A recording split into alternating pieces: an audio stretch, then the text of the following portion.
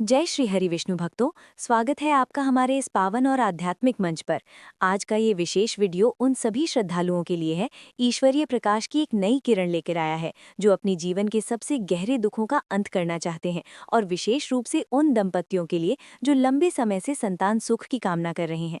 सनातन धर्म के ग्रंथों में एकादशी तिथि को सभी व्रतों में सर्वश्रेष्ठ और भगवान विष्णु का हृदय माना गया है, लेकिन जब बात आती है कुल की रक्षा और पितरों के उद्धार की, तो पुत्रदा एकादशी की महिमा पूरे ब्रह्मांड में सबसे ऊपर मानी जाती है। ये केवल एक व्रत की कथा नहीं है, बल्कि ये अटूट श्रद्धा और ईश्वरीय न्याय की वो अद्भुत गाथा है जो हमें ये सिखाती है कि जब इंसान के सारे रास्ते बंद हो जाते हैं और प्रारब्ध के लेख उसे कमजोर करने लगते हैं, तब भगवान की भक्ति कैसे विधाता के लिखे को भी बदल सकती है। आज हम एक ऐसी दिव्य यात्रा पर चलेंगे जो हमें प्राचीन भद्रावती नगरी के उस वैभवशाली राजमहल में ले जाएगी, जहाँ के चक्रवर्ती सम्राट सुकेतुमान के पास धन संपत्ति, स्वर्ण के भंडार और विशाल सेना की कोई कमी नहीं थी। परंतु एक संतान के अभाव में उनका वो सारा साम्राज्य उन्हें शमशान के समान सूना और दुखदायी लगता था।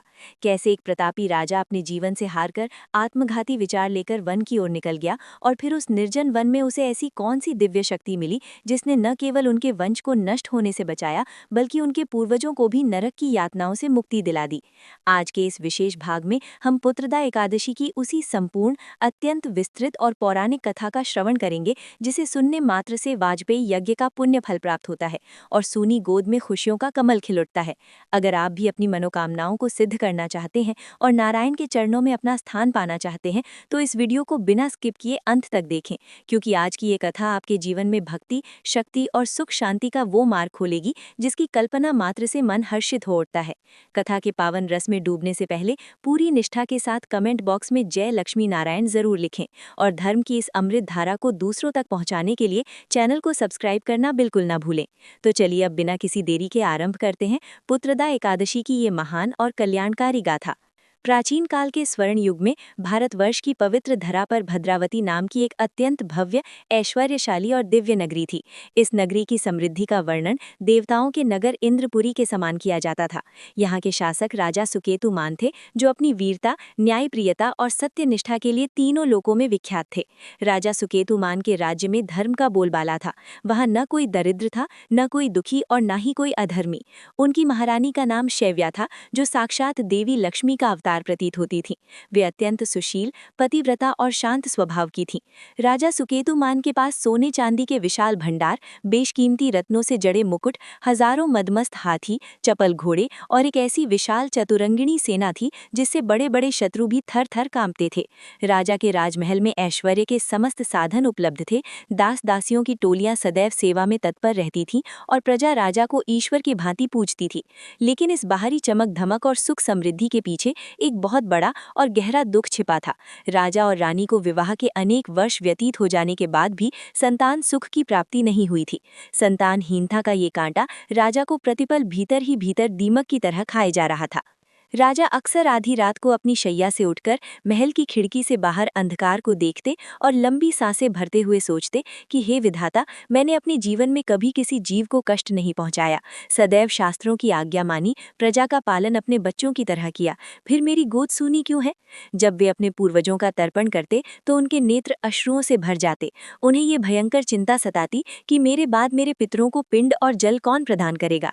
शास्त्रों के अनुसार जिस पुरुष का पुत्र नहीं होता, उसे पुम नामक नरक से मुक्ति नहीं मिलती और उसके पितरों को स्वर्ग से गिरना पड़ता है। राजा को यह अनुभव होता था कि उनके पितर भी परलोक में दुखी होकर केवल इसी प्रतीक्षा में है कि कब सुकेतुमान का वंश समाप्त होगा और उनकी सद्गति रुक जाएगी। उन्हें लगने लगा था कि पुत्र के बिना ये सारा राज्य, ये धन, ये सेना और ये मान सम्मान सब मिट्टी के समान व्यर्थ है। इसी भारी मानसिक संताप, आत्मग्लानि और वैराग्य के वशीभूत होकर एक दिन राजा ने अपना राजपाट और मोह माया त्यागने का कठोर निश्चय कर लिया। उन्होंने सोचा कि ऐसे साम्राज्य का क्या लाभ जो मेरे बाद किसी योग्य उत्तराधिकारी के अभाव में बिखर जाएगा। एक अत्यंत शांत सुबह, जब पूरी नगरी सो रही थी, राजा बिना किसी को बताए साधारण वस्त्र धारण कर अपने प्रिय घोड़े पर सवार होकर सघन वन की ओर निकल गए। वन में प्रवेश करते ही उन्हें प्रकृति के अद्भुत लेकिन हृदय विदारक दृश्य दिखाई दिए। उन्होंने देखा कि वन के खूंखार हिंसक पशु जैसे सिंह और व्याघ्र भी अपनी संतानों के साथ वात्सल्य भाव में मग्न थे। पक्षी चहचहा खा रहे थे और अपने नन्हे शावकों को घोंसले में बड़े लाड से दाना खिला रहे थे। ये सब देखकर राजा का हृदय और भी अधिक व्यथित हो उठा। वे सोचने लगे कि एक छोटा सा जीव भी मुझसे अधिक सौभाग्यशाली है जिसे ईश्वर ने सृजन की शक्ति दी है। चलते चलते दोपहर की भीषण तपती धूप आ गई। राजा भूख प्यास से व्याकुल हो गए। उनका कंठ सूख गया और वे थकान के कारण मूर्छित होने की स्थिति में आ गए। तभी उन्हें वन के मध्य से दिव्य शंख ध्वनि और वेद मंत्रों की गूंज सुनाई दी। वे उस दिशा की ओर बढ़े तो उन्होंने एक अत्यंत विशाल, निर्मल और नीलाभ सरोवर देखा जिसका जल अमृत के समान शीतल और पारदर्शी था। उस सरोवर में सहस्त्र कमल खिले हुए थे जिन पर भ्रमर गुंजन कर रहे थे।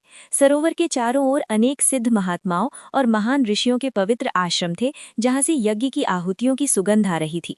वहां का संपूर्ण वातावरण अत्यंत शांत और पवित्र था। राजा ने देखा कि वहां 10 विश्वदेव और अनेक तेजस्वी ऋषि मुनि कुशासन पर विराजमान होकर भगवान विष्णु का ध्यान कर रहे थे।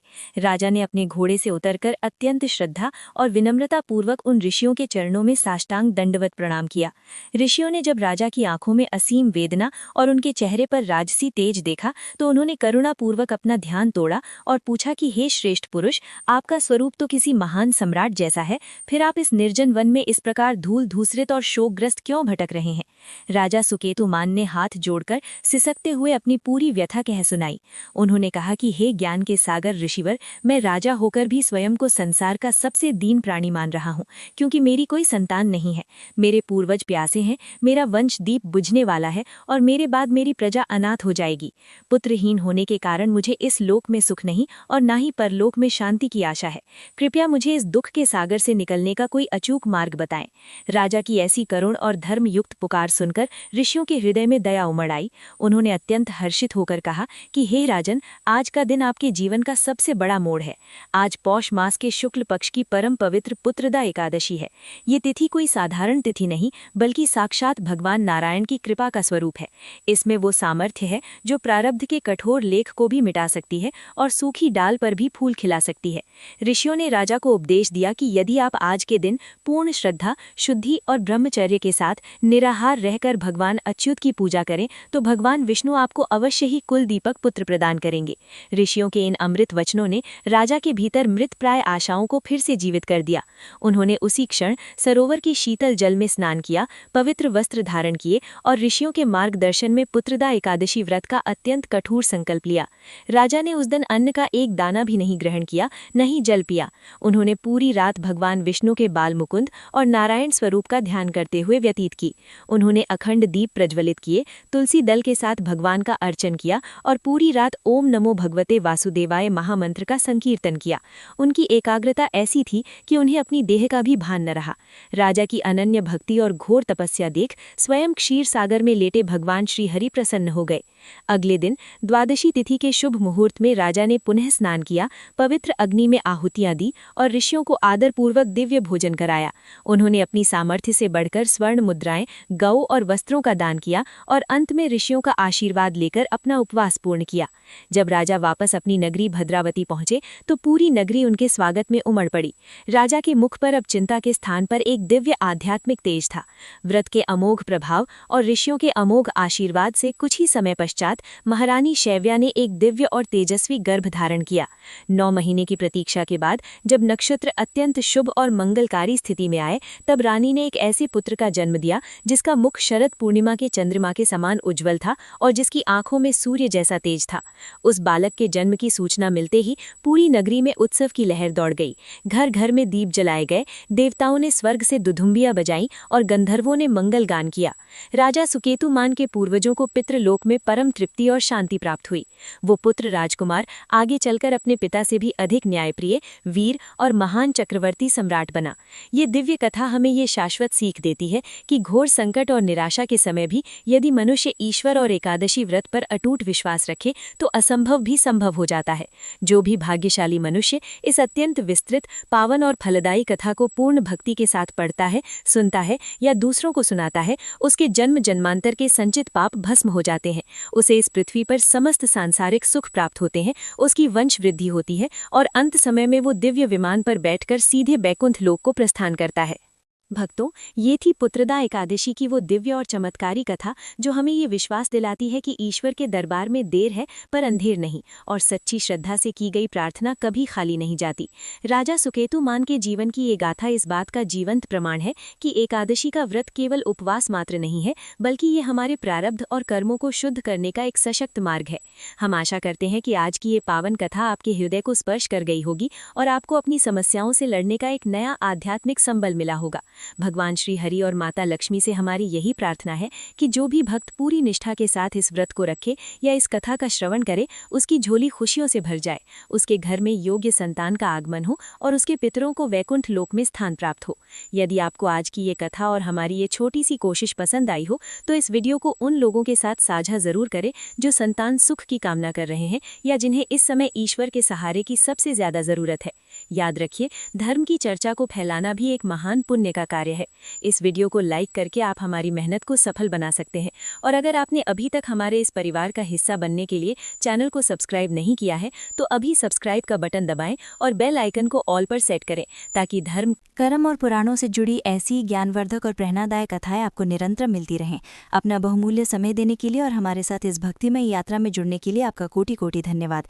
भगवान नारायण की कृपा आप पर और आपके पूरे परिवार पर सदैव बनी रहे। अगले वीडियो में फिर मिलेंगे एक नई आध्यात्मिक जानकारी और पावन कथा के साथ। तब तक के लिए भगवान का स्मरण करते रहें और प्रेम से बोलिए जय श्री हरि विष्णु, जय लक्ष्मी नारायण।